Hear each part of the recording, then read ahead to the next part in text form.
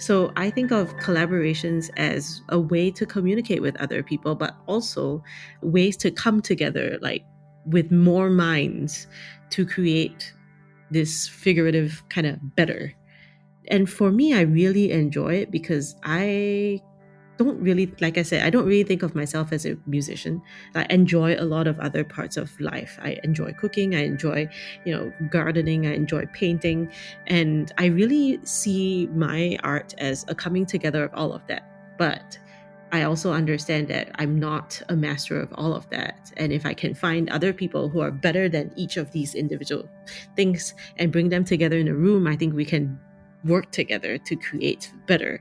So that is how I view collaboration, because I just really am interested in more than just music in the way we think of music.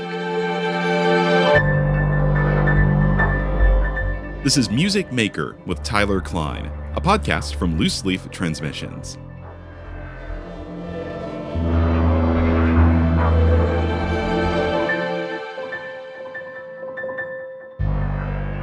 Welcome, folks, to another edition of the podcast. Very glad to be with you today, and if you're tuning in for the very first time, my name is Tyler. I'm a composer, a radio broadcaster, producer, podcaster, etc., etc. Basically, I do a lot of things, but above all else, I would call myself a maker of things. And on this podcast, I sit down with other creative people to learn about their artistic journeys, creative processes, philosophies, and aesthetics. Pretty much whatever it is that makes them who they are and goes into the things that they make. And if you are a regular listener of the podcast, it's really good to see you again. On today's episode of Music Maker, I'm joined by Emily Koh. Emily Koh is a Singaporean composer and double bass player based in Atlanta, Georgia, whose music reimagines everyday experiences by sonically expounding tiny, oft-forgotten details, and also explores binary states like extremities versus boundaries and activity versus stagnation. She especially enjoys collaborating with creatives of other specializations. In this conversation, we dig into basically all of that, including her Singaporean roots and how essentially all students in Singapore had to produce a composition portfolio as part of their education. We also talk about how collaboration brings out the best in her work, and we have an extended discussion towards the end where we basically geek out about food and draw all kinds of connections between food and music. I had so much fun talking to Emily and learned about her equally as much, and I'm very excited to share this with you.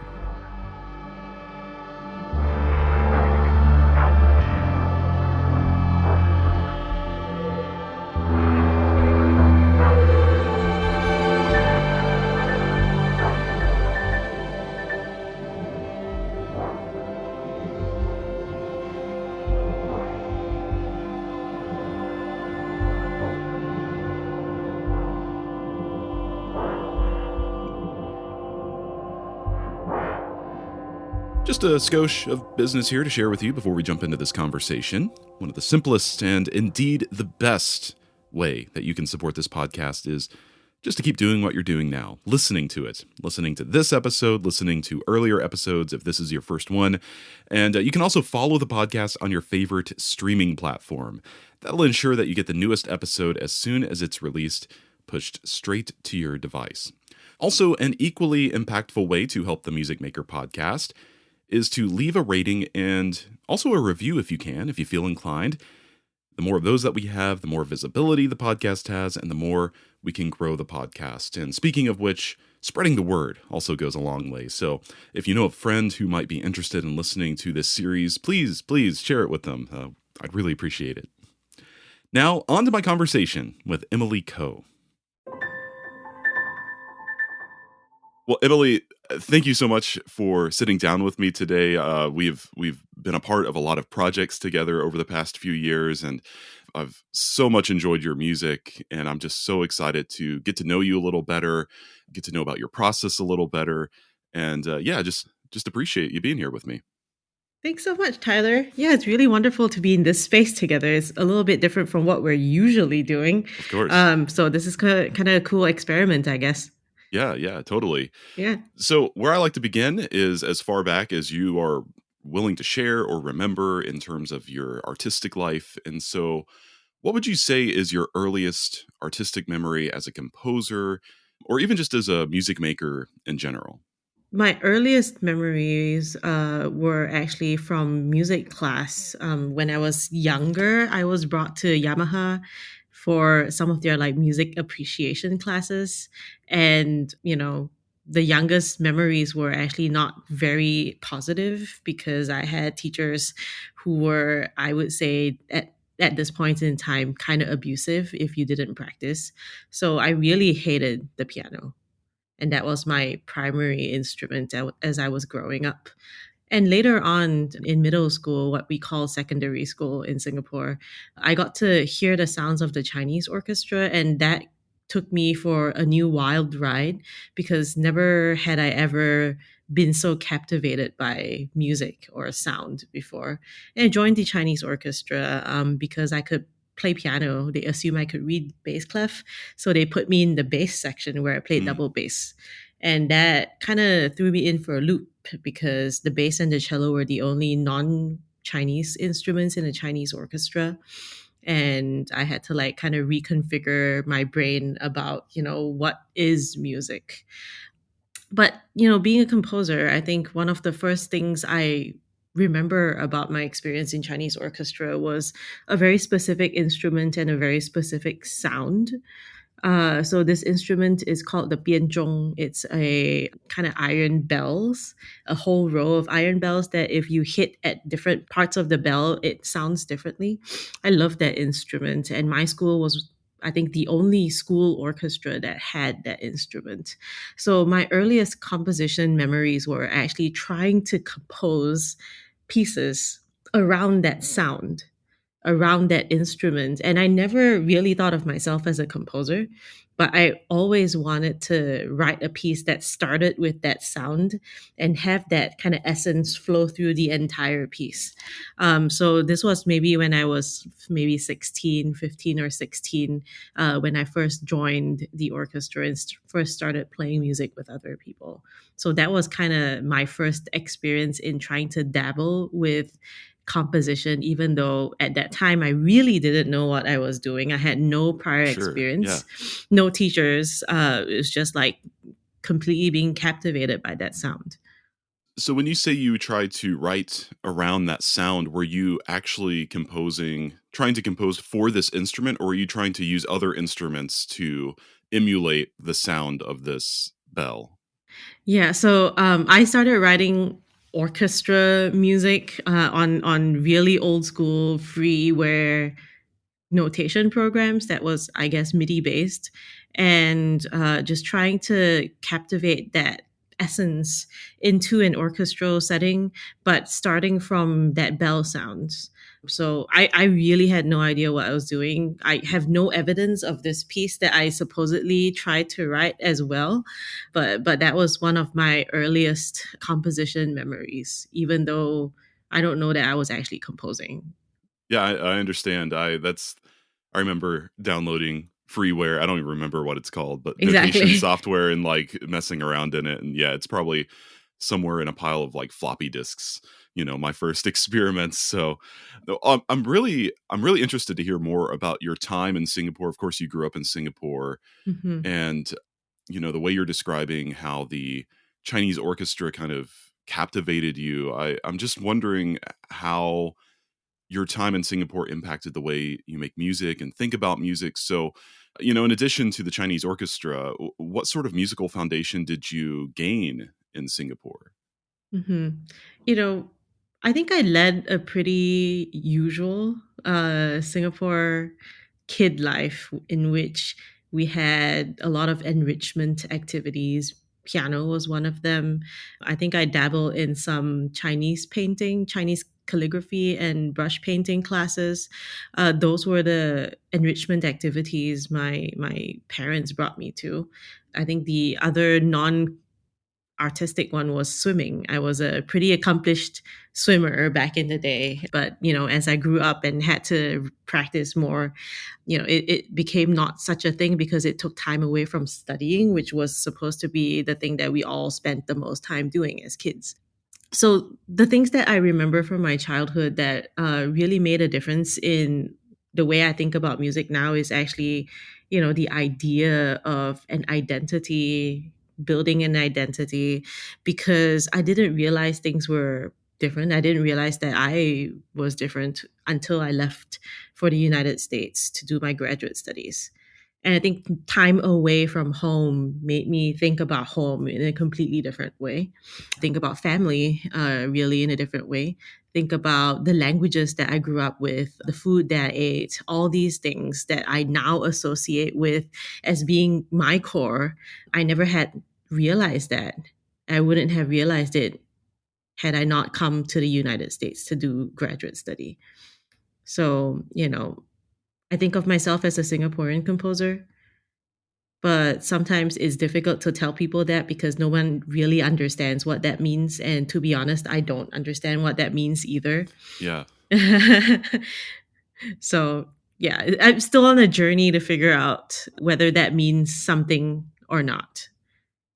Interesting. Yeah, I was going to ask you what that means to you, but I don't know. Do you want to try to talk about that a little bit? I mean, I think, correct me if I'm wrong, once, because you're based in the United States now, I'd imagine Hmm. once you left Singapore for grad school here, you've been here ever since. Yeah, And so, yeah, do you want to talk about that a little bit?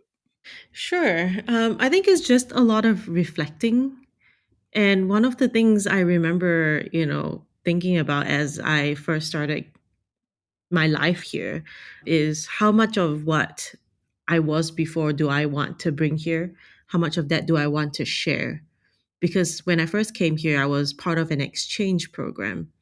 And that means that you eventually had to go back. Right. So, in some ways, you are a cultural ambassador for your country and its cultures. And I had to figure out what I wanted to share with my new peers here in the United States. So the thing that I came to understand of, that Singaporean composer thing is you can't really put any sort of value in individual things. It really is a combination of every sort of thing that could make you you. And for me, I think that is enough to say that my experiences in Singapore when I was growing up and younger were important to me and also played a large part in how I view my creative practice now. So, things that are important to me are, different languages, because I grew up in a family that speaks Teochew. We don't speak Chinese or Mandarin at home. Mandarin is a language of what I did in school, Yeah. but culturally at home we're Teochew, so we speak Teochew, and it's a dying dialect. So I feel very connected to it. It's food, and I want to share that part of me, which is not typically what people in Singapore would do because there was a whole government campaign where they wanted people to move from dialects to Mandarin as a way to connect all the Chinese people instead of making everyone speak their usual dialects. You just speak Mandarin, and in a larger way speak English to connect with other people outside of the Chinese race. So, I feel very connected to the Teochew language. So I got interested in languages and eventually started picking up like a bunch of other languages, whether or not they're, spoken in Singapore. It just became a thing that I was really interested in. And then other parts of Singaporeanness that came to me later was the food. And I had no idea how much of a foodie I was until I came to the United States where, well, food was just felt like somewhat of an afterthought for most people. Right. Right. And so I started cooking, I started sharing recipes, I started, thinking a lot about what we eat and how that kind of shapes us because I came from a family where it was everything, where we go, what we do in a day was based on what we ate and when we ate and where we ate. So those are things that I still hold dear to my heart. And I think a lot of Singaporean people are probably similar in that they value food or what their family speaks and, stuff like that a lot. Until they realize that it's not the norm, they might not see that as part of themselves because it's so busy and you don't really have clear idea of what you are until you leave and have time to really reflect on that, I think. Yeah, makes total sense. And so much of what you just said, I want to dig even more into in just a little bit, but I want to get a better sense of your trajectory. So, as a composer, so when would you say your first encounter with a living composer was, or even or like a living composer's music? Was that in Singapore or was that sometime after you arrived in Mhm. the United States? So in Singapore, we have music programs in schools, and these are not music programs for everyone. You have to audition into it, and it's mostly performance based. So we, in my school, had this thing called the A level exam, where part of the exam, besides having a recital and multiple instruments, is composing a portfolio of new works. And it could be, stylistic imitation pieces or any kind of piece really, but you had to compose, in my time, 3 new pieces. And because there was not a composer there to teach you how to do it, my school teachers brought in a composer to give like a, short master class setting. So this composer is Mr. Philip Tan. And, that is my first experience with a composer, a person who actually composed music as their day jobs. So, that was a fascinating experience because I had no idea what composing was. I was just writing music. B, I had to speak with someone about my music and what I intended for that to sound like or do. And I had never really thought about that before. I just, at that time, wrote things that I thought sounded good or put things together that I wanted. So one Yeah. of the pieces I wrote was actually a bass quintet, a string quartet with a bass, because I really wanted to play chamber music as a bass player. And I had no idea about all the bass music that exists out there. I was a bass player who played in Chinese orchestra. So, I just wrote things that I wanted to see happen. And that was my first, foray into being a composer, even though I didn't know what that meant. For me, it was just checking off a box so that I could take this exam. And yeah, look where life brought me now. So everybody had to compose? Everyone. That's that's kind of a wild thought to me. I mean, Yeah. and that's something that I've often thought about is, at least at the undergraduate level, I feel like if you're a music major, you should compose something, not Oh, just like a yeah. music theory exercise. So that's it's a little wild to me that It that's is absolutely wild. And I think of it today and I was like, how did any of us do this? Because it wasn't even like, here's a prompt to do something. It was, well, your exam needs a portfolio of 3 pieces. Go forth and conquer. And I had no idea about new music or anyone who composed. The only things I have seen at that time were portfolios of other students who had done the same exam before me.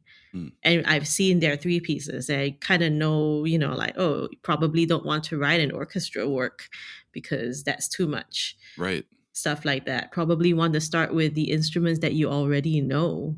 But there wasn't really any guidelines that were given to us. It was just by the end of the year, you have to have 3 brand new pieces. They have to be about 3 to 5 minutes long.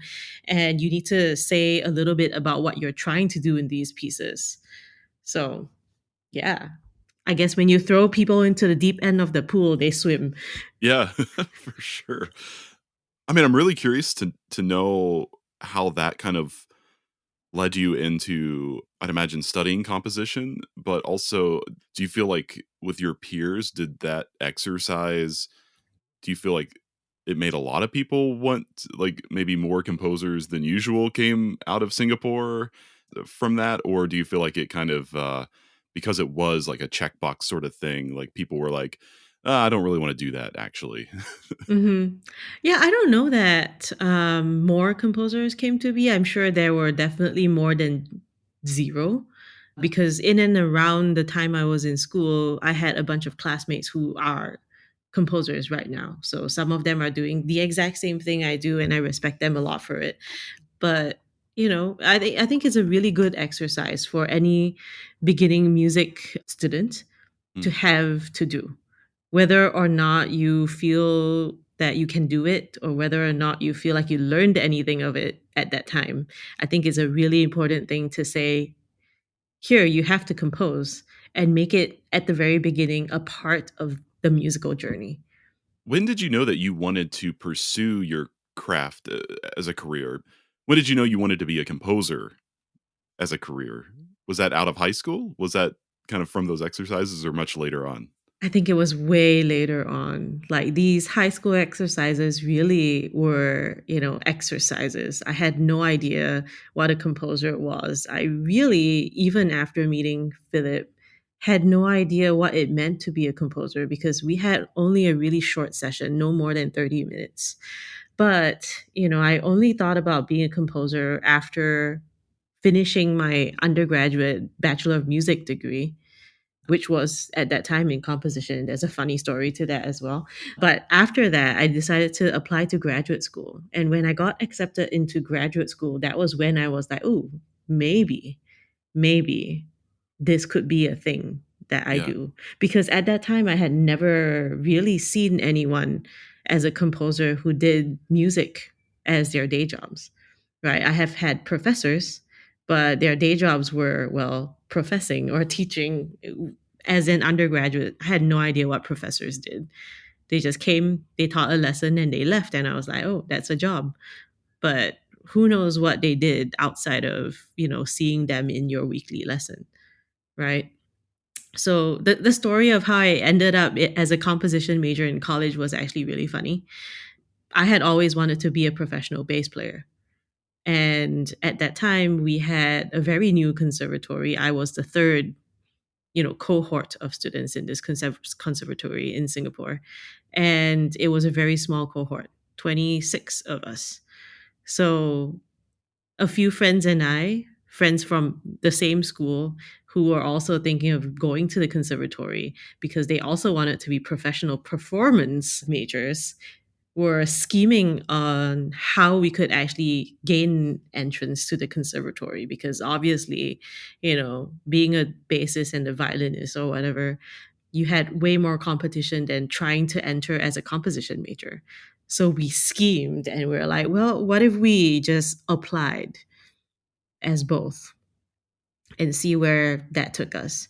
Well, for me at least, I was told that as a composition major, you get to also have, your studio lessons with the professor. You get to play in orchestra and you also get composition lessons in addition to that. And as an Asian person, when you think about things, you always think of the better deal. So Mm. it seemed that being a composition major was the better deal. Like I could have lessons in composition in addition to all the things that I wanted to do. And that just seemed more fun to me because I was not ready to give up playing the bass or pursuing bass for composition at that time. And this just seemed, a wonderful way to explore something that I haven't tried to it before and also gain a wider kind of experience as a musician, which at that time I already knew was really important. Yeah, I love that. Yeah, it kind of fell Yeah, into it. yeah. you know? But I think that's kind of the story for a lot of people, though. I think I very few people that I know now were like a prodigious young composer, and so they went to school for composition, and a lot of people I talk to, and myself included, it's kind of like maybe not quite to the degree you're describing, but still, it was like, oh yeah, I think I enjoy this thing. Let's see if I can like figure out how to do this for school. Mhm. So Yeah. I love that story. So when you applied to grad schools, did you only apply to schools in the United States, or were there other possibilities in Singapore, outside of Singapore? What did that look like for you at that Mhm. time? Yeah, so there weren't any possibilities in Singapore at that time, and I only applied to schools in the United States because my professors all came with degrees from the United States, and I had also spent a semester at Peabody as part of an exchange program, and it was a mind-blowing semester. And I really, really wanted to go back to Peabody, or if not, somewhere else in the United States. So that was exactly what I did. But when I was applying to undergraduate programs, I did apply to some programs in the UK because that's where my high school teachers all got their degrees. So, staying in Singapore, going anywhere in the world was an option. I didn't really specifically say I wanted to go to the States. I just kind of applied to where my teachers went because that was all I knew. Yeah, sure. So you remain active as a performer today, still playing double bass.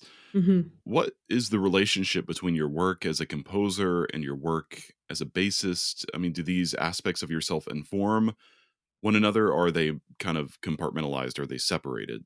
Mhm. Yeah, actually, for the longest time, they were very separate. Like, I saw my bass playing as something I really did for fun, something that also made me money more than composing. And I enjoyed it. I practiced when I need to. I wasn't really a good practicer. I didn't spend hours a day practicing, but I did practice when I need to or when a gig, requires me to. So that was, bass playing for me. It wasn't until me getting to Georgia and having a job in academia and composition that connected me with other composers who also really enjoyed playing their instruments, but still kept them separate. So my colleagues and I at UGA, University of Georgia, formed a ensemble the year after I got there, and really started experimenting with ourselves as composer performers. And that was when I started playing a lot more new music, started thinking about commissioning new work for our ensemble or myself. And that's kind of where the composer performer identity started to become a thing. Now I would think that my interests in bass have shifted a little to more of the chamber ensemble or new chamber music side of things. It has also shifted more into the improvisatory world because I enjoy doing that with other people who hear sounds similarly to me. Yeah. And you can't really do that in orchestra, or at least in the orchestras that I played with or gigged with. You know, they're mostly classically trained, and they will play music until maybe Stravinsky, and that was it, right? And there wasn't a lot of bass music written with chamber ensembles in mind. So that was the limit of what I could do as a bass player in the usual circles that I existed in until I found my people here in Georgia. So yeah, I'm starting to, really dig this composer performer part of bass playing. And I think, it's definitely something that we're doing a lot more of right now. Well, I really love your piece that you composed for our mutual friends in Strings and Hammers, this kind of piano trio, but instead of cello, there's a double bassist, and you wrote this piece for violin, double bass, and percussion ensemble for the McCormick percussion group several years ago. That you cast the duo of the violin and double bass as a super bass, and as soon as like I was listening to it and reading about it, I was like, this is like only a bass player could think of this brilliant idea where the bass just continues to go up through the violin kind of. So I mean, you want to talk about that a little bit? I mean, I love that piece. Yeah. I mean, I can talk about like the bass player part first before we talk about the piece because I love that piece as well. But, growing up as a bass player, I always felt jealous of other people because they had so much repertoire. And much of that is because of the physics of the instrument, right? Like the higher instruments can play faster, they can be Yeah. heard over things. And that was as a basis, something that I've always wanted to rectify or fix in the ensembles and in the music. So, given the chance to, I really wanted to write like a piece where the bass was free from some of these, I would say, ghosts that has been haunting it for decades, centuries, the entire time. So when that opportunity came up, I was like, of course, I'm going to write a piece for Super Bass. Also, I had the opportunity to work with Sydney and Julia, and they're incredible, and also really interested in just like expanding what they did. So it was really, a match made in heaven. In and around that time, I was also, really interested in the idea of noise versus pitch. So when I was asked to write for percussion, I was like, oh, this is going to be a fun activity to kind of pit both of these super bass idea and just percussion being pitch versus percussion being noise versus super bass being pitch versus super bass being noise, all Mm, of that together. And I've tried to do that already with a prior percussion ensemble piece, Psych Rotations, where it kind of moved from different kinds of percussion sounds like woods to metals and so on. So I really wanted to do that again, but expand that idea. So that was how this piece, Memento Mori, that I wrote for McCormick Percussion Group and Julian Cini came to be. I really love that piece because there's so much that I experimented in that piece.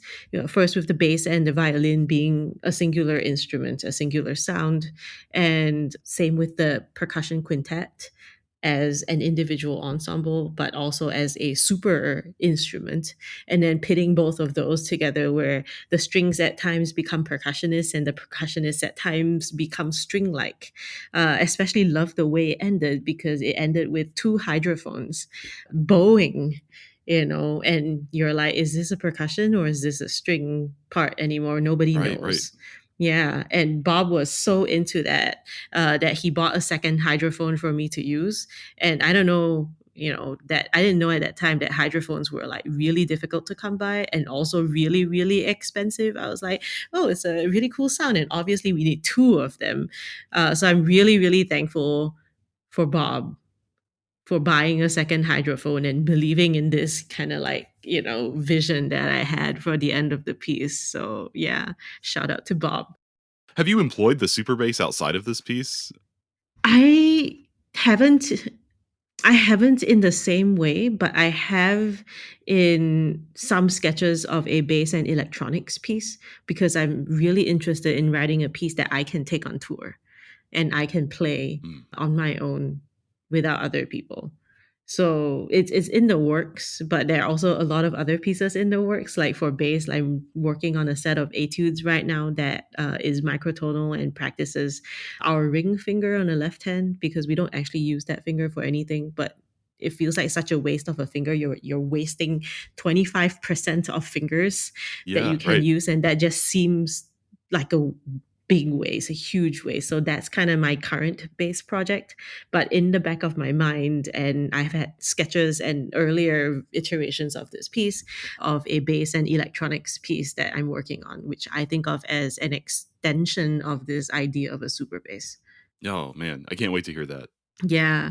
I mean, it's weird because I think of the super bass as extending upwards into the stratosphere, but in recent other bass pieces, I've been extending lowards because Right. no other instrument in the string family can really go that low. And as a crazy person, of course, when I bought my bass, I was like, well, there are four-string basses, but there are also five-string basses. And why not extend your instrument downwards. So I actually own several five-string basses and have a duo with another person who also plays five-string bass. So we're really digging into our fifth strings and commissioning new work for two five-string basses. Why Oh, not? that's awesome. And of course, when you talk about adding electronics to the mix, you can extend that like into the sub audio way below what the bass. I mean, the bass is, of course, is already low, but even Hmm. lower, which is Yeah. exciting. Oh my God. Like the low end of things always excite me as a bass player because no one really understands what the low end feels like. Everyone Right. knows what it sounds like, but you don't really know what it sounds like until you feel it. And it's difficult to explain to non bass people that, the bass is not really heard, it's felt. right? So, I go to these like metal shows and I really just sit there enjoying vibrations, floor vibrations more than, I mean, I enjoy the music as well, but really I'm there to be in the space and like vibrating with it, similar to how I play with my bass. Like I am my bass at the same time. It's not Yeah, two right. separate things. It's amazing. It's wonderful. Yeah.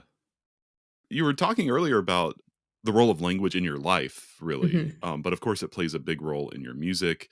And I know you have several pieces inspired by language and linguistics, including a full album of pieces, word plays. So when did you first? I mean, it sounded like language was a function of your life growing up in many ways, different languages that you mentioned already. But when did you become interested in language as musical inspiration, and how do you still incorporate it into your music? Hmm. Well, so when I first came to the US, I realized one thing, that I was different. And one of that differences was that I was multilingual and many people here aren't. Right.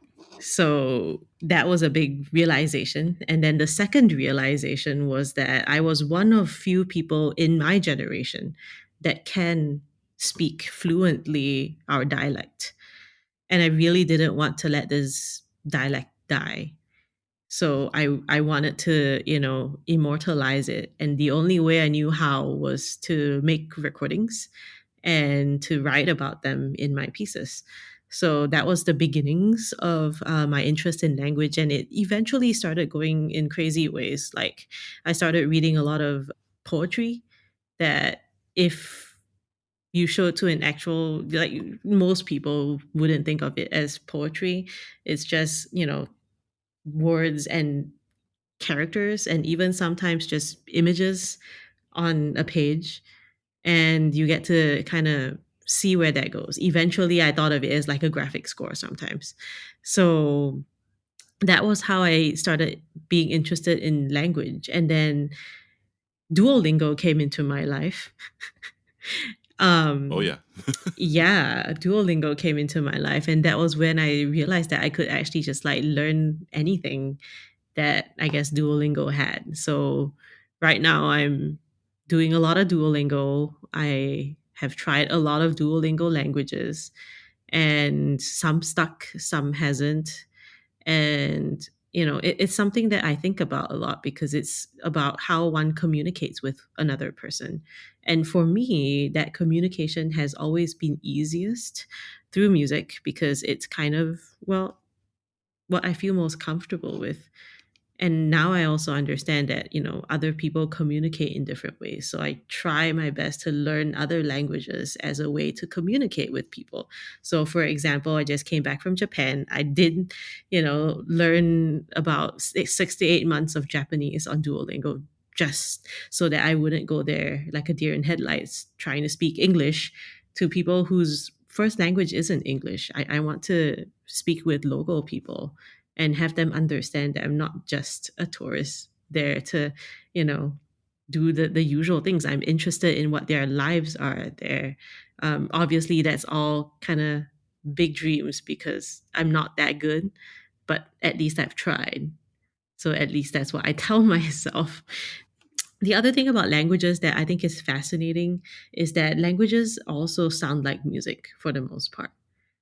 So, when I hear a different language that I don't understand, I actually hear it first as musical stuff, then language. So that realization also helps me understand, my relation with what I hear a little more. If you don't understand it, then it is musical. It still has value. It is still beautiful, even though you don't understand it. And that has been something that, sticks with me when I compose and when I communicate with others. Can you walk us through how you might realize these different aspects of language in your music? I mean, you were talking about kind of enshrining this dialect of your families into music. How would you go about doing that? Or how have you done that? So, for example, this dialect has multiple tones, so 6 tones to be specific, and it's all about kind of pitch contours and remembering these contours and what these shapes of language means, because sometimes people can't understand the language, but they can understand the contours of the language. And through that kind of musical interpretation, it's easier to communicate with other people, or at least that's kind of what I tell myself. So that's one way I've done it. Other ways I've done it is more literary. So in word plays, all the pieces are related to how we perceive words, right? So there's homonyms and heteronyms, usual ways that we understand, the connections between words and sound. And that is less about the dialect, but more about how we hear words and music together. So those are some ways that I've played with the idea of linguistics and music. I mean, people always say that, for example, music is a universal language. I know there's quite a bit of argument to be made that actually music consists of so many different languages. And so the idea of like taking language and turning that into music, or, and as you're kind of alluding to, like even vice versa, like interpreting language through a more musical lens, I mean, that opens up a lot of possibilities to me that are endlessly fascinating. So, one of the questions that I ask everybody, and I think we've touched on a little bit of these things already, but I'll ask you more directly. What would you describe as the primary pillars of your creative practice? hmm Yeah, so I think for me, some of the most important things is I'm not really a musician. I'm not a composer. I'm not a musician. I'm first and foremost a human being. And that this is the art that we do as humans to share and to communicate and to kind of enshrine our experiences. And I think it's really, really important because a lot of times I see people who draw a box about what they do. And being a composer is squarely in that box. And I feel that that's such a pity, because being a composer, being a musician, being whatever you say you are is actually so much more than that. So I think of the first pillar as I'm a human being, and not so much any, deeper than that, because I think that opens up a lot of other ways we can practice art and communicate with other people. The other thing I find really important as a pillar is the idea of curiosity. I think that we have to be curious about our environments. We have to be critical about what we see and we hear and we understand. So, constantly learning, constantly being interested, constantly asking questions, poking at, things that pique your interest, stuff like that, I think is really, really important. And it might seem very separated from art, but it's, to me, something that I cannot not do. I cannot look at something and not ask it questions, for Yeah. example. And so that is something I find really important in my creative practice, is to just dig into the little holes and see what you find and ask the questions that need to be asked, even if they're just difficult questions or, stupid questions. So that's another thing I think is really, really important to me. And then, the last thing is probably something that you've heard a lot before. And that is that you shouldn't be afraid to fail. You should explore as wide as you feel comfortable doing, or as wide as you should be doing. And if you fail, you fail. And every failure is not actually a failure. It's just another step toward learning about the next thing or doing the next thing. And I feel like a lot of people forget that, because when I was a young composer, I always thought that the piece I'm composing now needs to be the masterpiece. Like, it needs to be something that people will look back on and be like, this is such a good piece. It's going to be the best piece. But, a teacher told me, like, yeah, that's bullshit. There's no such thing as the best piece. Every piece is just another step toward the next piece. And that there shouldn't be something, on your shoulder telling you this is not good enough. You just do it, you learn from it, and then you move on. So that's kind of how I also see just being a composer, is just you learn and you continue learning. And there's no shame in failing at anything, or making a mistake, or doing something wrong. It's just part of the process. And I think once I figured that out, that was a beautiful day. So many butt sticks decided to like not Yeah. exist anymore. Yeah, I think that's so important, and, I mean, that's something I still continue to grapple with myself is, this idea that, like, every piece should be better than the last. Whatever, better is completely subjective, and better changes every day for all of us, Hmm. and, I've run up against my own disappointment, and, I might write, like, a quote, unquote, "great piece," and then the next one is like, "Oh, that's not what that was, it's not quite what I want it to be," and just kind of realizing that it's okay to live with that. I Hmm. think it's so important.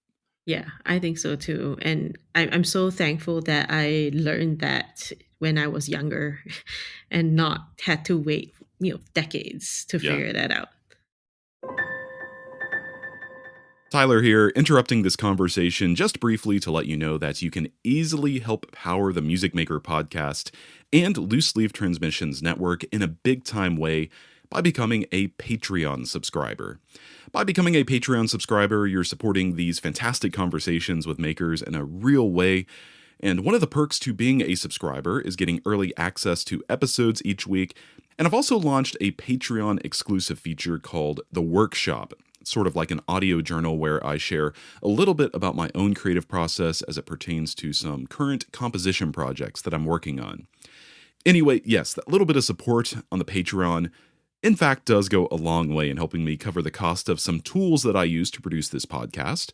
So I hope you'll consider becoming a subscriber by following the Patreon link in the show description of this episode, or you can log on to looseleaftransmissions.com/support. I really appreciate you getting back to me. And back to today's episode.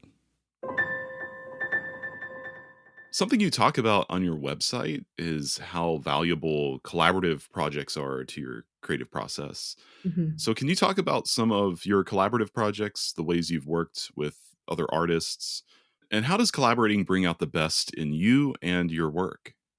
One of the things I realize is that, as humans, our lives are finite and there's only that amount of time that we have to learn all the things that we can.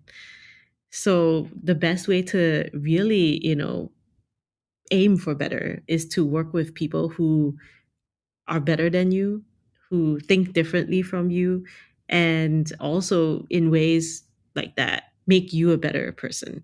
So I think of collaborations as a way to communicate with other people, but also ways to come together, like with more minds to create this figurative kind of better.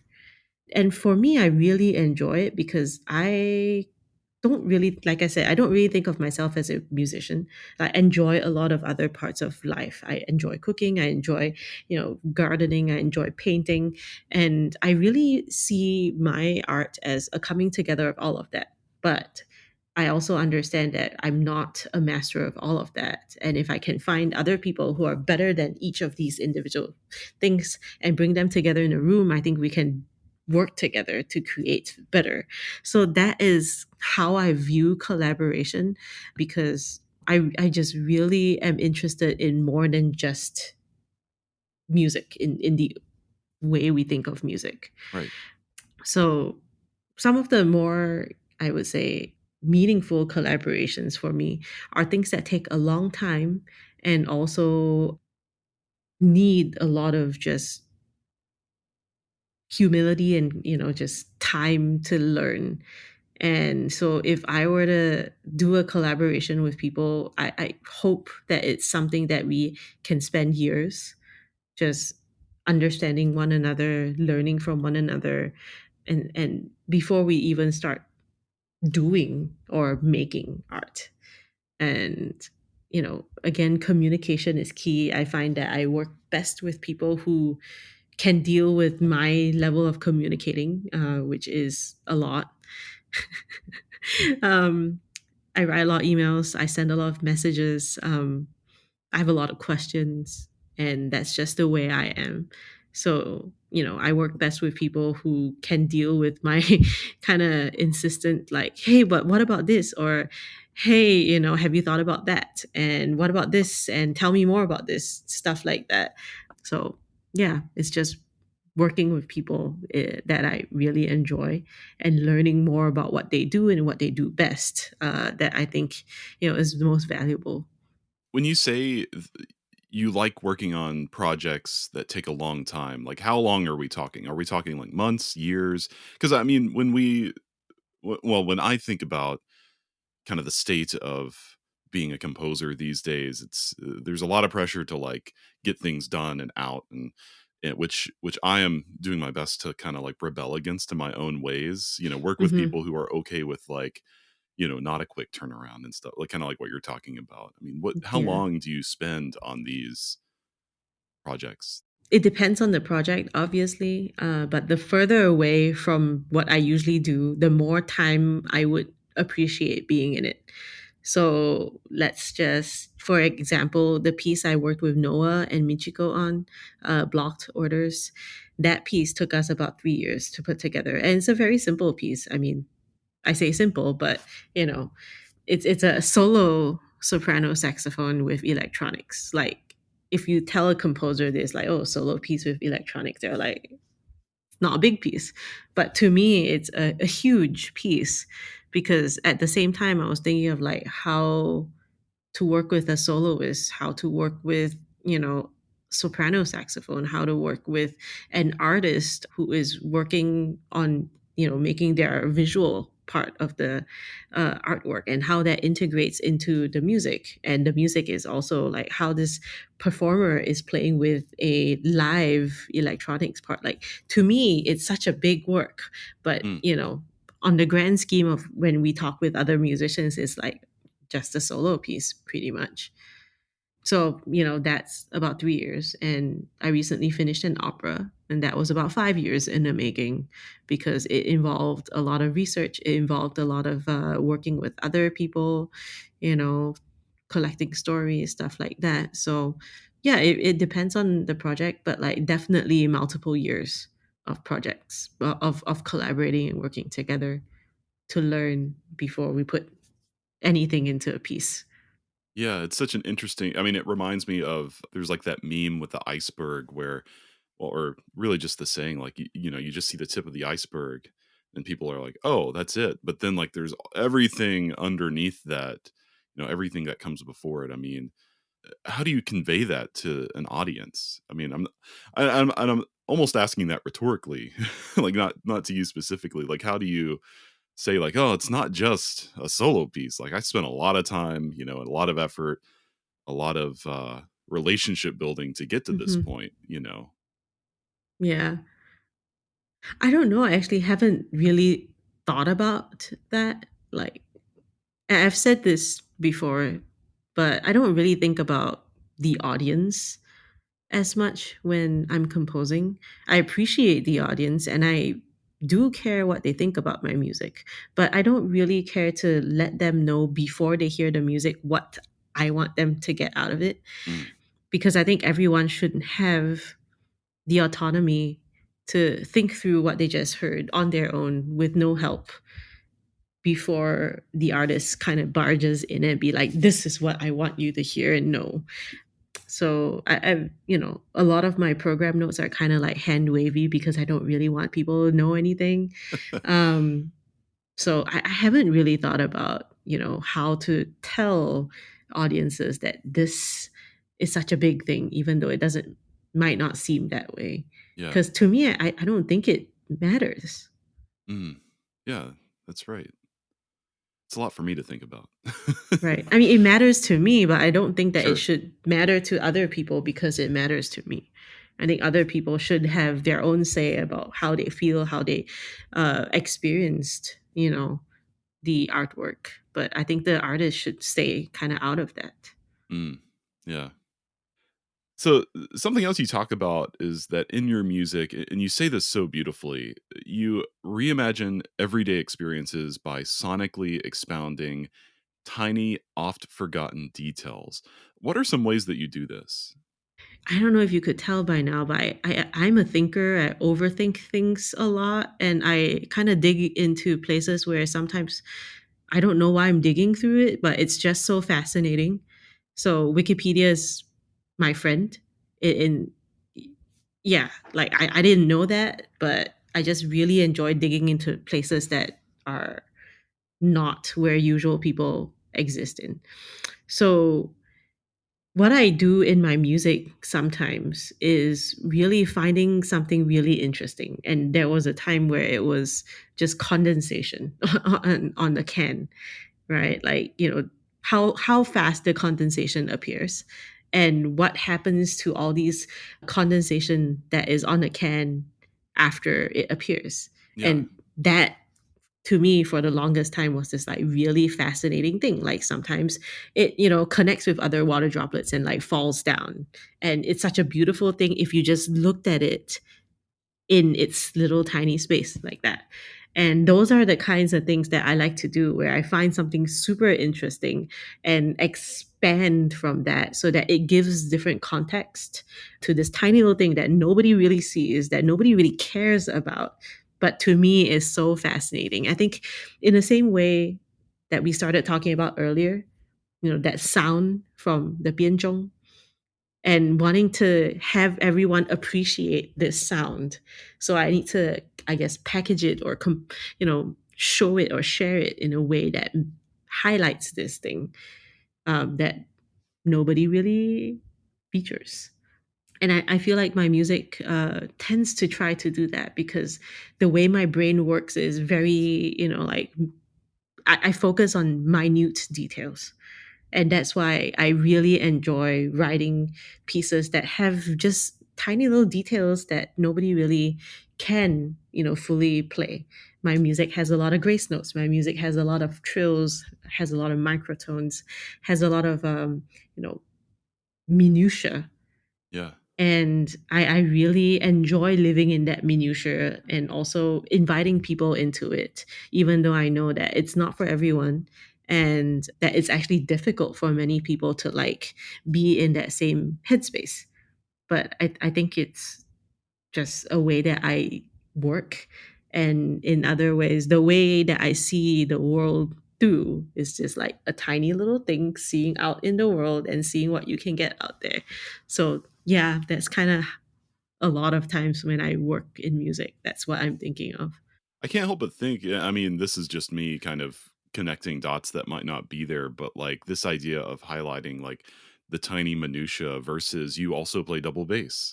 Like that seems like such a interesting dichotomy, and I don't know if there's something there or if, one is a response to the other, but it's I love the way you're kind of framing it like your music could be about this thing, or your music actually does these things like with the grace notes, and I Mhm. can really appreciate that. Yeah. I don't know what the connection is. I mean, bass is a big instrument, but it doesn't feel big. It feels small because it's not one of those instruments like the violin where it always takes center stage. It's always in the background. It's one of those where, again, you hear, but you really need to feel, Yeah. right? So I don't know if that makes it big or small. I don't think of the bass that way, but maybe now I should. Yeah. What is a piece of music or a song, a book, a piece of art, any kind of artistic artifact? It could be an experience even that changed the way that you think about your creative process, maybe even changed your life, Hmm. your creative life. Hmm. Well, in your original questions, you didn't open up to experiences, but now that you did, Yeah. I'm going to talk about an experience. Then maybe I'll share an object. So an experience that changed the way I think about music was skydiving. Oh, yeah. There was a Groupon that appeared, and because I am the kind of person that likes to try things at least once, I decided to go skydiving. I had no idea what that really meant other than they strap you to someone else and you jump out of a plane. But that experience skydiving was mind-blowing because time, at least for me, literally stopped when you were in free fall. I think, I probably free fell for 40 seconds, but that 40 seconds felt like 5 minutes, 7 minutes. It was the wackiest, most profound way of experiencing time that I've ever felt. And I really highly recommend it for all of us who think we are manipulators of time, Mm. because I've never felt time stop before. I know I've seen it on TV and stuff like that where you pause, and but I've never experienced it. So that was a truly life-changing experience, and it makes you feel so small, right? Like it feels so helpless. You don't know what you're doing up there, just like floating around, and like nothing is moving. And it's supposed to be 40 seconds, but it felt like years, maybe 7 minutes up there. And you can't fathom, because this makes no sense in physics, where time can just change like this. And I don't know how it directly affects the way I think of music. I know how it indirectly affects the way I think of music, because I know some pieces are short, but it feels long. And sometimes I try to create that in my music, but I still don't know exactly how that works. It's just one of these like mysterious things where I'm still trying to figure out. Not that I'm actively trying to figure that out, but that was a life changing experience. Maybe I'll share a piece of other person's art that I found to be really life changing as well. So in college, I have a professor who was really a film buff. So I would ask like, "Hey, what films should I watch? Like, what's out there that is cool and interesting?" And they said, go watch some Kurosawa. Yeah. And I was like, Kurosawa, who is this person? Right. So I went to the library, picked out Rashomon, sat in a little booth thing, and put the DVD in there and watched Rashomon alone. And that was a really strange experience, because the movie was about the retelling of what happened from the eyes of multiple different people. And for me, that kind of told me that, our reality, my reality, might be different from other people's reality, and might be different from another object's reality, depending on where they have seen this event happen. So if I were an ant, life would be very different. If I were, I don't know, a leaf, or if I were whatever, fill in the blank, like there are so many different realities of that same event. And I think music is the same. It could be where you are in the room. It could be what prior experience you've had with the performers on stage. It could be what prior experiences you've had playing whatever instrument that's on stage. It could be anything. And that we shouldn't really just put our music in a single presentation to fit all, I think. And I guess that goes back to what we talked about before, right? Like I don't like to tell audiences how to think about my music. I like to just like have it be there and let people have their own ideas about it. And that's completely okay. In fact, I actually really like that so much more. So yeah, Rashomon. Oh, I'll have to check that out because Yeah. so many people have told me, you got to see Kurosawa. You got to see his films, and I never have. So, Hmm. Yeah, and I'm not really like a film person. Like I watch the shittiest horror movies because I enjoy being scared.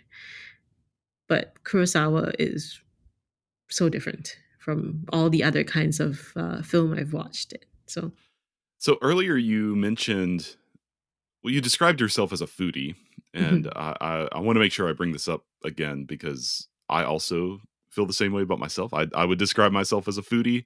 So can we talk about this a little bit? Does it Yeah, of course. Let's go. Yeah, does it influence your creative work at all? Because I know for me, I'll actually first admit I grew up being the pickiest eater, like the absolute, like I didn't eat vegetables or fruits for a very long time, in fact. But now like the just through different experiences, like the whole world has opened up to me, and Hmm. and it plays a role in my own creative practice. So I'm wondering if you feel the same way. Hmm. Yeah. So I don't remember being picky about food, and I don't remember thinking too much about food really until I got to the US, because for once I was among people who absolutely didn't care about food, or I thought, in my circle was like, what do you mean you're not thinking about where you're going to eat tomorrow or what you're going to eat tomorrow? Because for the first time I have to like cook for myself, feed myself, keep myself alive. And that experience was fascinating because I would be like, okay, next week I want to eat this. And I have to like make a plan for what to buy, make a plan for when to cook and stuff like that, which, when I was living at home or in the dorms in college, like I never had to think about. So that changed my relationship with food and the way I thought about food. And I'm also actually really critical about like, innovation in food because I feel like there's a lot of possibilities because food is something that no human can go without. If we're talking about like, things we can go without, can I go without listening to music for a day? Yes. Can I go without food for a day? Like that will be really difficult. Yeah, right. It's just a human need. So, to communicate with people, I feel like we need to find some way, some common human way to do that. And for me, it was through food. So my interest in food actually, stems from many different places. I think of chefs as artists as well, because there's so many new, interesting flavors that we can, I guess, combine across cultures in the same way music does right now. So for me, when I think about how music and food combines together, I think of being actually frustrated with YouTube videos of recipe people or people who make food on TV, having like the worst music ever. Yeah. And it's always been frustrating because I really do enjoy watching people cook, and the motion and the artistry and all of that just does not work when the music is distracting or just doesn't is not on the same level. So that's one frustration. So I've always wanted to like compose music for specific foods, specific presentations of food. And I did a little bit of that in the pandemic, where I got friends who are also composer foodies to come together, maybe talk about food, listen to a few of their pieces, and try to find a way to connect the foods that we're talking about with the pieces that they wrote, kind of like a fixed media kind of way. So that was one connection. And then the other connection is the different ways we hear when we are eating. So I don't know, like, maybe this is weird, but like when you're chewing, you can hear the sound of a food, and they, just all different kinds of food sounds different. And that sound for me is a very personal thing because you can't share that sound. So I wanted to share that sound with other people and I had to do it through music. So I've composed pieces that are just that as well. I have a piece written from eating insects and how that sounds like. So you know, that's another way I communicate with others through food. Yeah, but ultimately, I enjoy creating new recipes and stuff like that. So I had a plan for if I didn't get a job as a composer after I graduated, which would be to open a sandwich food cart that combined a lot of different styles of breads with different kind of like foods. And so I have composed pieces that are just basically recipes to some of these foods as well. So yeah, I don't know. I think being a foodie is still an identity kind of thing for me. I still really enjoy food and dissecting foods and listening to foods and sharing with, other people what I enjoy about eating and discovery of foods. The point you're making about kind of like the utility of food, like most people in America kind of view food from a very utilitarian, like, okay, it's like I need to eat it. But I think a lot of people would not eat if they didn't have to. Mhm.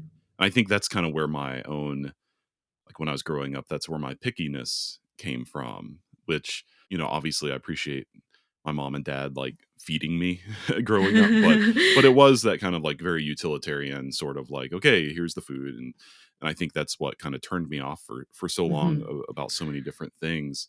Right. Yeah. And for me, it was like the complete opposite, right? Like, Yeah. I grew up with my grandparents, like, we lived together, and my grandmother was the provider, the provider of food, basically. She had never worked in her life. She had always been a homemaker.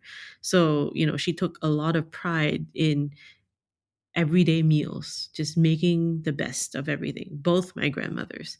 So I come from that family tradition where food is love, and it's not something that we take for granted. It is, a really important time of the day, an important thing that people do together.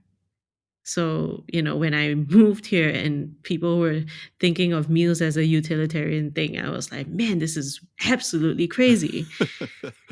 How is this a possibility at all? Because it was just so contrasting from what I grew up with and what I know. I something I've been thinking about a lot lately is kind of the fleetingness of like a very good meal, right? Mhm. And like the most recent example, we were in Chicago a couple weeks ago, and there was this bucket list restaurant we went to, and kind of what drew me to this restaurant was like they had social media coming after me forever with like this admittedly very expensive kind of like Wagyu sando, it's this Mm. Japanese restaurant, Yes. and we went with two other friends, and so there were four of us sharing this sandwich, which was like enough for like each person to have maybe one to two, like one and a half bites. Yeah. And I just remember like biting into it and just like, time stopping and just like, oh, gee, like it had like this honey truffle thing going on. And like the bread of it was even like on a different level. And I just remember like, I've had so many moments like that where it's like I take a bite, like w- we, we find the value in the small bites, like the Mhm. omakase kind of Omakase, yeah. restaurants and whatnot. And it's a lot of stuff I think people find quite inaccessible. But for me, it's like those tiny moments are like I can see the connection to like music. Like when we create musical moments, it's like it's a fleeting moment in time that will never Mhm. happen again for whatever reason. Even if it's the same music, it'll Mhm. not be the same. Yeah. So I don't know, I find that very inspiring, and I'm sure you do too. Mhm. Yeah, I do, and I think another part of food is that there's also that performative aspect to it, right? Like you mentioned omakase, which is usually served to you in front of you. I've always enjoyed that kind of experience with food as well because it feels exactly the same as a performance, right? You sit there, everything is timed. You have time in between the different bites, kind of like movements. There is a beginning, you smell it. There is an aftertaste. It is very similarly paced. So there's a lot of connections to music and food, which I had not really thought about, but it is so intimately similar. That's why I always say, like, I think chefs are also artists, and I Oh feel yeah. bad when I see, applications to residencies and they list all the different, art forms and stuff like that, and I don't see, a chef there because, you think of going to a residency, and one of the parts of being in a residency is that, like, the food is amazing, usually, right? And it's like, wouldn't it be awesome if I could go to a residency and work with an actual chef? Yeah, I don't know. Maybe some person who runs a residency who's listening to this could start something like that because that would be amazing. Please do. Yes. Yes. We've collaborated with a chef in Tampa before, Eric. Well, they're married, Eric and Adriana Freilich, who now have a Michelin-starred omakase restaurant, which we have not been able to go to yet because we live far away now, and Mhm. it's like $250 a head, which is Mhm. appropriate, but it is what it is. And we've worked with him and collaborated musically with him, and you're talking about like the time aspects of sitting down for a coursed out meal like that, but even like the way he works with texture was so educational for me. He's like coming up and workshopping with us like this. I mean, this was years ago, kind of incorporating like a uni, which sea urchin, Hmm. uni with like this like soft scrambled egg kind of thing, and it's just a bite of that, and that was like mind blowing to me. It was like one of Hmm. those moments where it's like, oh yeah, there's texture is a feature of food. Yes. And it's like it can be beyond like chewy or whatever, Hmm. crunchy. It can be something that we can deliberately think about a little more. Right. Yeah. And I think, when we talk about that, there's so much more similarities, right? Like ingredients, for example, like where do they come from? How are they sourced? Where are they picked? How are they grown? It's a similar way to how we think of our ingredients when creating music, right? Like, what's your motive? How did it get to, how did it get there? How did you decide on that one rather Right. than all the other ones? It's so similar, but yet we don't really talk about it to one another.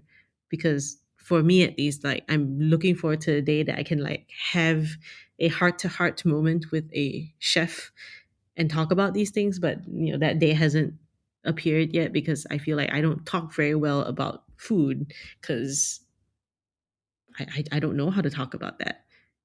Do you have like a favorite food experience, or like a top 3 favorite food experience? Oh my goodness. I'm sure there's a So lot, so So my ultimate favorite food experience is actually really, really basic, right? Like in Singapore, we have these things called hawker centers.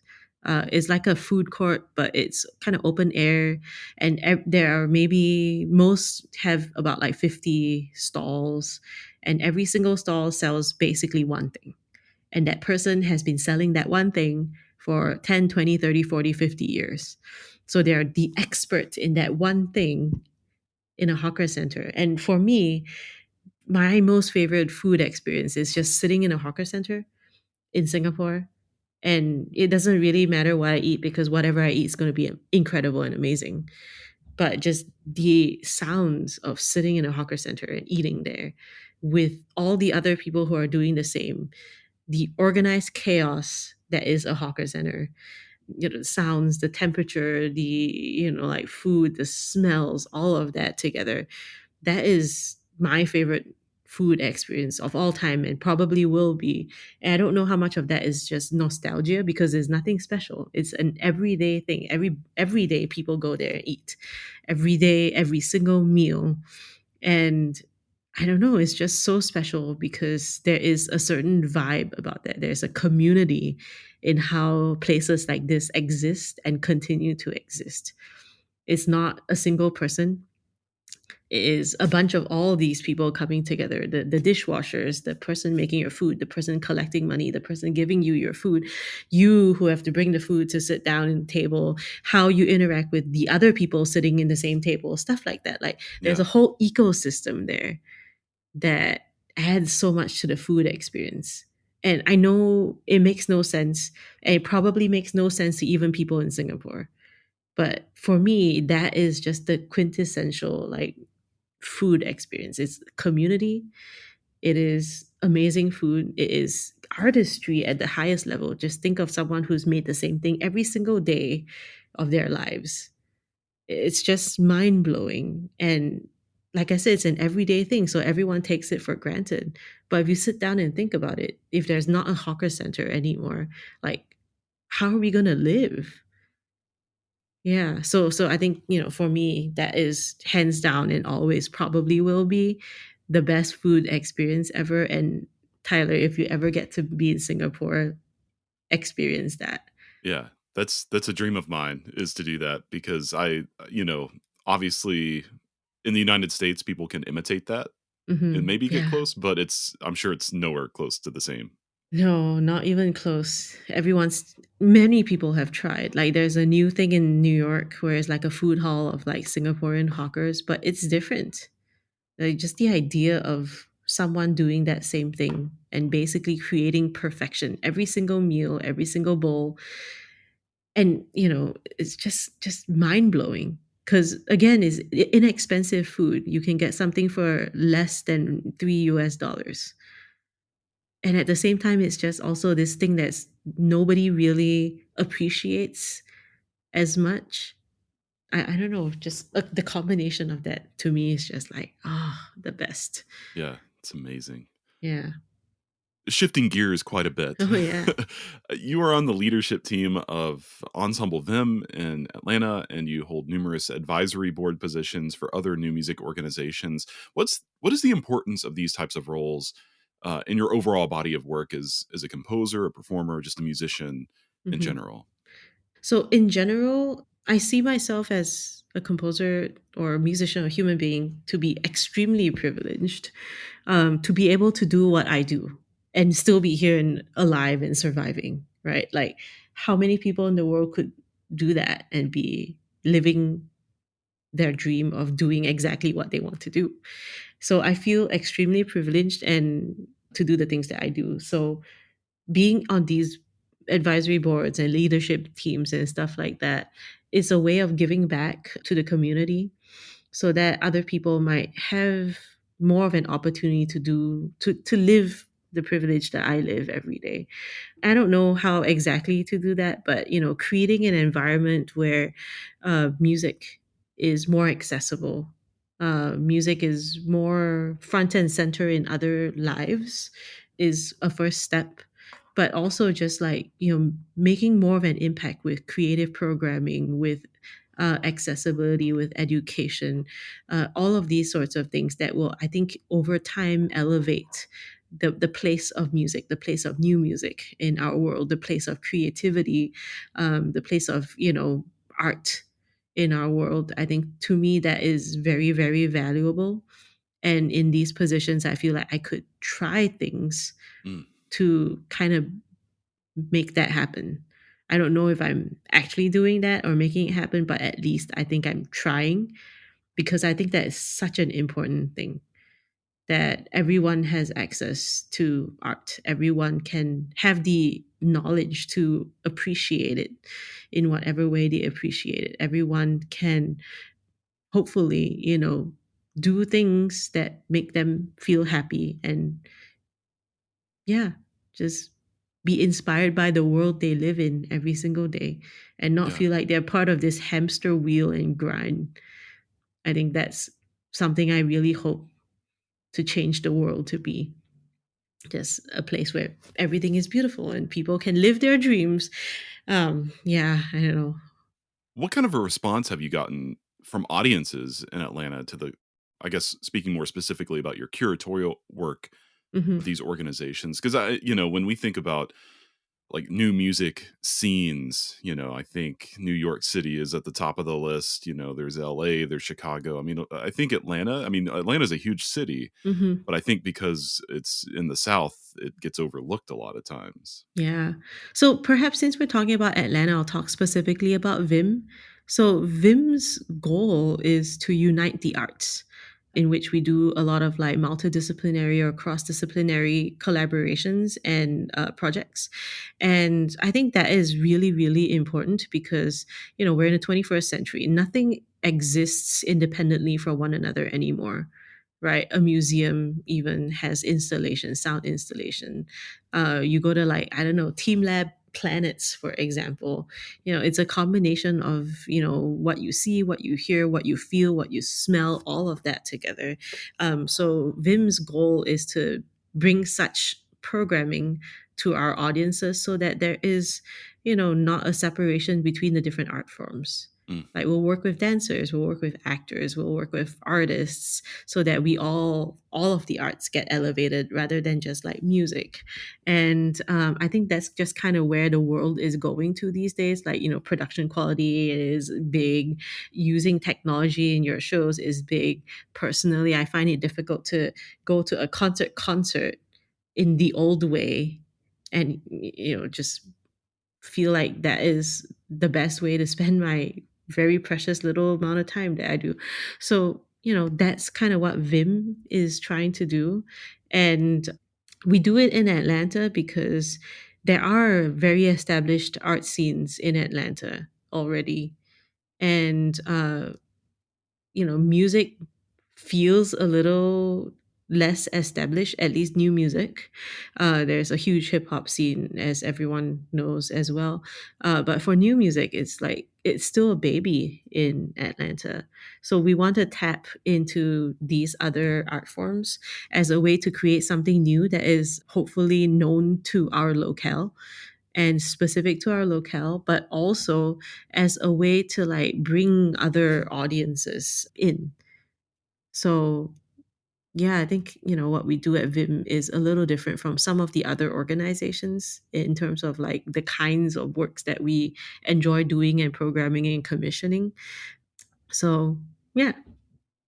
Yeah, I can appreciate that. And I think it's so important, Hmm. to what we do and kind of pushing our art form forward in the ways Hmm. that we can. Yeah. And I think it fits really well with the city as well. It's not just, we want to do it. It's like the city almost calls for it. Mm, Yeah. It's just amazing established scenes that are already here mm, and doing cool stuff. So that's yeah. awesome. Yeah. Come visit. Yeah, I'd love to.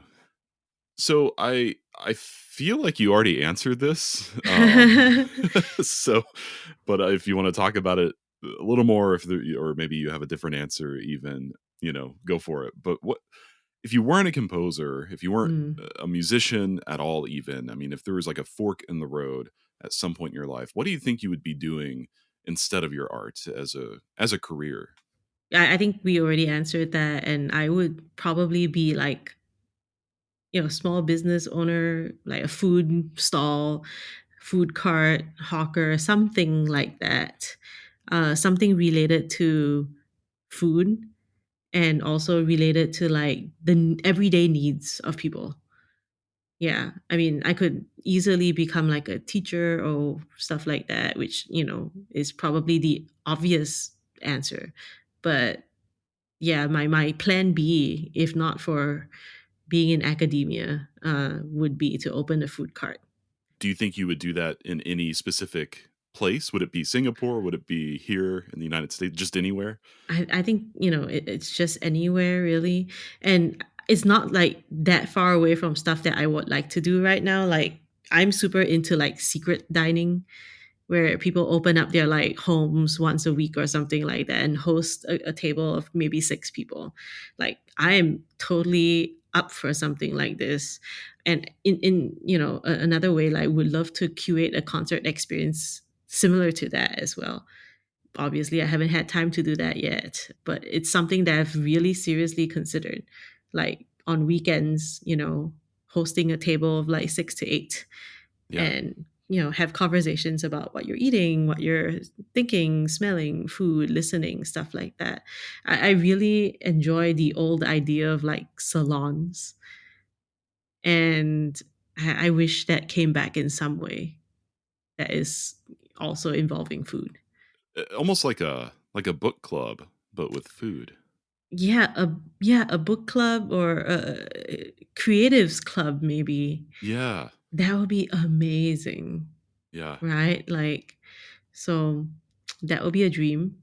And it's not, like I said, it's not that crazy. Like, I could totally do it now. I just don't know how to get these people to the table. Like, I have menus already. I'm not even kidding. I have whole set out menus for like this idea. Like menus for my food cart, all of that I've done the legwork for. I just haven't had the time or the opportunity to get that going. Oh, yeah. Yeah, so maybe when I retire. I love it. Yeah. Is there a tool that you use in your practice that you think everyone should know about and that everyone else could benefit from? Oh man, this is such a hard question. But my tool is the voice recorder. Yeah. Yeah. I mean, it feels so basic, but like, sometimes I just hear things and I don't remember what it sounds like. I'm sure lots of people do the same. You hear or you recognize a sound, a word, something. And so yeah, my tool that I use a lot is the voice recorder. I wish there were something smaller and more discreet than having to rummage through your phone and click that. Yeah. Um, yeah, but kind of old school voice recorder. And I wish other people would do the same, but in similar ways, right? Like people take videos of everything these days. It's so similar, but in other ways also different because videos kind of forefronts what you see first. But the voice recorder is really all about what you hear. Then you get to piece together what the memories around that sound are. I think voice recorder is something that I hope, if someone's interested in just walk around with a voice recorder and see what interesting things you can capture in there Yeah. and listen to it. It's fascinating sometimes what you hear and what the recorder hears because sometimes it's also different. Like I can leave a recorder there thinking I'm recording something and just based on the algorithm or physics or whatever, like you hear something completely different from that same space and environment. It's wild. My final question, and really it's your chance to really say anything that you haven't had a chance to say or share whatever you'd Mhm. like. What is something that you've maybe never had a chance to say about your artistry that you've always wanted to share with people? Hmm. Well, I don't know that we haven't covered a lot of that Sure. already today because I feel like I've had a lot of opportunities to tell people about my art, but at the same time, I don't actually want to tell people anything about it. So that's a very difficult question for me, right? Like I want you to experience it and I know what it means to me, but I don't want that to be what it means to you Yeah. or collective you. So that is a question if I could just maybe not answer because it is anti what I feel to answer that question, right? Like I don't want to say anything about my art. I want other people to have their own say about my art. So in ways I don't want to answer this question because answering it will be anti what I believe in. Yeah, interesting. Well, I Yeah. can I can accept that. Yeah, but I mean, I'd be curious to hear like what do you, maybe or maybe not. I don't know. Like I'm curious to hear what other people feel when they experience my art. But maybe in a podcast setting, then you're telling other people what you feel about it, which then influences them to hear it in a funny way. So I don't know. Yeah. Yeah, I'll take it. I like that. Emily, this has been so good, and I've just really appreciated sitting down with you, getting to know you a little better, and I really hope to just do it again sometime. I mean, we could talk about food forever, I Oh know, my and God, we could talk about food forever. Yeah, I don't know. For me, it's easier to talk about food than to sit down and talk about nitty gritty composer things. yeah. Yeah, somehow it's just maybe less close to the, I don't know. It's just easier to talk about. Maybe it's more common thing that humans share. Mm, Yeah, I don't know. yeah. But yeah. Well, thanks so much. It's been wonderful sitting here with you. Yeah, it's been awesome. Thank you so much.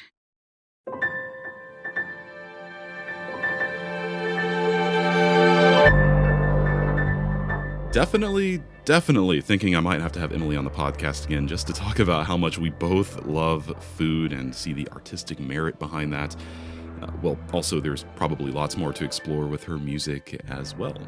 Emily Koh can be found online at emilykoh.net. I'll have a link to her site in the show notes and on the show description page on the website. And you'll be able to find everything you need to know about her on her website. You can listen to her music and lots more. I'm Tyler Kline, and thank you so much for joining me for this episode of Music Maker. Music Maker with Tyler Kline is a production of Loose Leaf Transmissions, made for all ears. We are online at looseleaftransmissions.com, where you can find more episodes of the podcast, as well as ways to support the podcast and network. That'll do it for this edition of Music Maker. Until next time, take care.